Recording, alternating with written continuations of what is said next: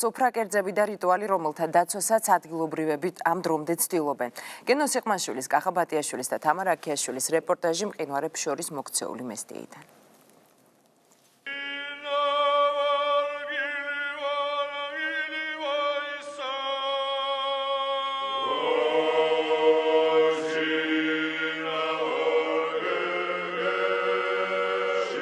ზღვის დონიდან 1500 მეტრზე მყინვარებს შორის მოქცეული მესტია ახალი წლის მოლოდინშია. ჰაწვალი სასრიალო ტრასა დილიდან მოთხილამურეებითაა სავსე.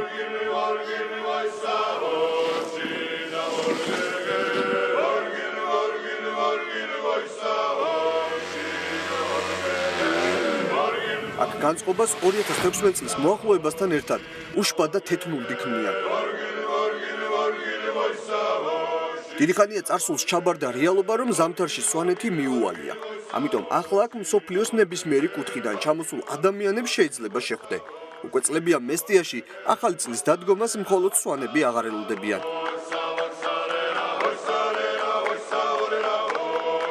Здесь очень красивая природа. ძალიან ლამაზია ყველაფერი, ულამაზესი მთები, მშვენიერი გარემო, კარგი სათხილამურო გზა, უგემრიელესი ქართული სამზარეულო. აღფრთოვანებულები ვართ სვანური სამზარეულოთი. ძალიან გემრიელია კუბდარი, ხარჩვა, საუკეთესო გარემოა. ცხელი მზე და თოვლი ერთად საოცარია. სვანეთი დავათვალიერეთ და ძალიან ბედნიერები ვართ. Чудесное просто. Солнце, тепло, снег. ბელარუსიდან, მინსკიდან ჩამოვედით. სვანეთში პირველად ვართ. საფხულში თბილისში ვიყავით, ზამთარში კი სვანეთს ვესტუმრეთ. ძალიან ლამაზია. 24 დეკემბერს ჩამოვედით და ახალ წელსაც აქ ვხვდებით.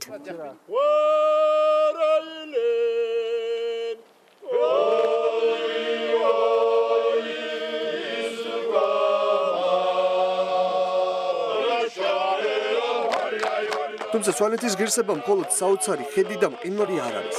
აქ თითქმის პირვანდელი სახითაა შემორჩენილი ტრადიციები. გამორჩეულია სვანური ახალი წელი. სუფრისა და კერძების გარდა არსებობს წესები და რიტუალები, რომელთა დაცვასაც ადგილობრივები დღემდე ცდილობენ. სვანური ტრადიციების უკეთესად გასაცნობად გადავწყვიტეთ კიდევ უფრო მაღლა, ზღვის დონიდან 2200 მეტრზე, ღია მუზეუმად წოდებულ უშგულში ავსულიყავით. სტუმრად ჩარკსელიანების ოჯახში მივედით. 78 წლის მაგული ბებია ჩვენთვის სვანური კულინარიის გაცნობას ცდილობს.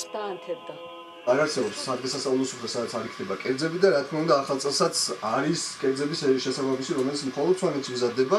აი ახლა სწორედ ქალბატონი მაგული დაგვეხმარება ამ ამბავში, თან ჩვენც მივეხმარებით და ნახოთ რა არის ის კერძები, რომლებიც არის უნდა იყოს, ხო?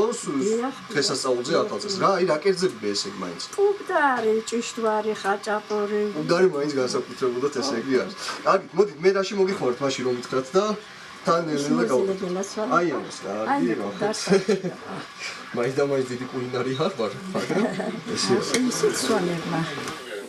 მაგული ბებია ამბობს, რომ კუბდარი სვანური დელიკატესია, თუმცა გულისწუხილით გვეუბნება იმასაც, რომ კერძების ნაწილი, რომლებიც ტრადიციულად ამშვენებდა სვანეთში საახალწლო სუფრას, თანდათან იკარგება. უცვლელი მხოლოდ სვანური კერძების მომზადებაში, სვანური ღუმელის როლია. აქ ყველაფერს მისი დახმარებით ამზადებენ. სვანეთში ტრადიციულად მხოლოდ ძველით ახალ წელს აღნიშნავდნენ. მის დადგომასთან ერთად კი სპეციალური რიტუალები სრულდებოდა. სვანები ახალ წელს ერთმანეთის გარდა საქონელსაც ულოცავდნენ. მათთვის სპეციალურად გამზადებული თივა მიჰქონდათ. ამ რიტუალების დიდი ნაწილი ახლა აღარ სრულდება, თუმცა ერთ-ერთი ასეთი რაც კვლავაც რჩება, დღეში არყის ხის მოჭრა და სახლში მოტანა. სანამ ქალები სამზარეულოში არიან და ნელ-ნელა საახალწლო სუფრას აწყობენ, მანამდე კაცებს განსაზღვრული მოვალეობები აქვს და ერთ-ერთი ტრადიცია, რომელიც დღემდე არის სვანეთში შემორჩენილი, არის არყის ხის წეში მოჭრა და სახლში მოტანა. რას უკავშირდება ეს ტრადიცია? ხა ბატონი ბორია მოგუყვება ამ ამბავს და კონკრეტულად მე ზოგადად როგორ ხდება, ხო, არყის ხე რატომ მოგაქვთ სახლში და რას აკეთებთ? არყის ხის მოჭრა ხდება 1 ან 2 კვირით ადრე. ეს არის ნედლი.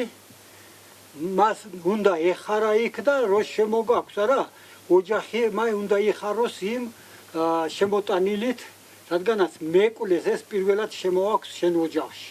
ამისი ნაპოვი. პირველი ნაფოტი უნდა მიიტანო იმ ცხოველებთანაც ახლოს, თივასთან ერთად ჩამოურიგო და მერე ბეღელში ფქვილისადაც არ გაქვს, იქ უნდა დადო.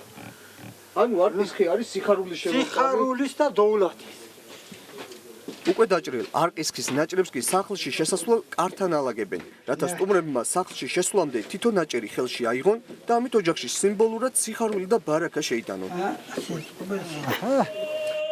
ხოჩაზაილი სადა ბედნიერ ზაფიარან ბრავალს დაესარით კეთილად ბედნიერად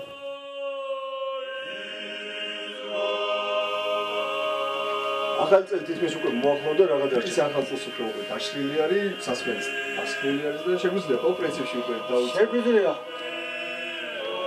მადლობა უფალს მოგვასწრო 2016 წელი და შუდობით მოსულიყოს ამ ოჯახში თითოეულ ჩვენთაგანის ოჯახში კეთილ ხალხში მეზობლებში მესოფლებში და თელ ქვეყანას გაუმარჯოს უფლისწალი დიდება უფალს გაუმარჯოს დიდება უფალს მარალდის აი ესე აღნიშნავენ მშვიდობიდან 2200 მეტრზე ახალ 2016 წელს გილოცავთ თლიან საქართველოს მოგილოცავთ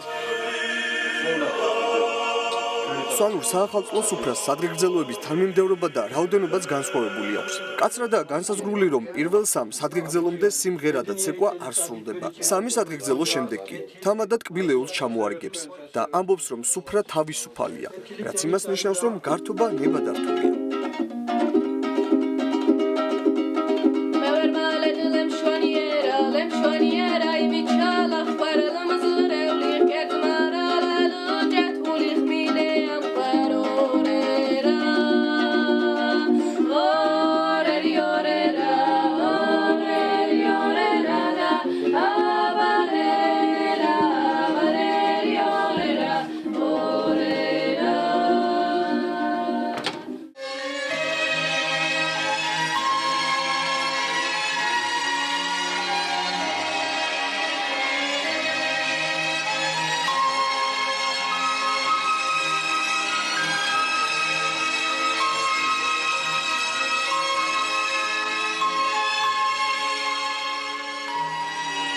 ახალი წელი თოვლის ბაბუის გარეშე წარმოუდგენელია. სვანებს თოვლის ბაბუაც განსხვავებული ჰყავთ. პიპკები, თვივადა, პიპკები, ლერიად, გავოდი. სხვა ქვეყნის პროტოტიპებისგან განსხვავებით, აქაური ნაბაჯია გახვეული და მის მარხილს ირმების ნაცვლად ხარები მიუძღვებიან. წელსაც ისევე როგორც სხვა დროს, ახალ წელს ბავშვებს თეთრ წვერა მოხუცი მიულოცავს.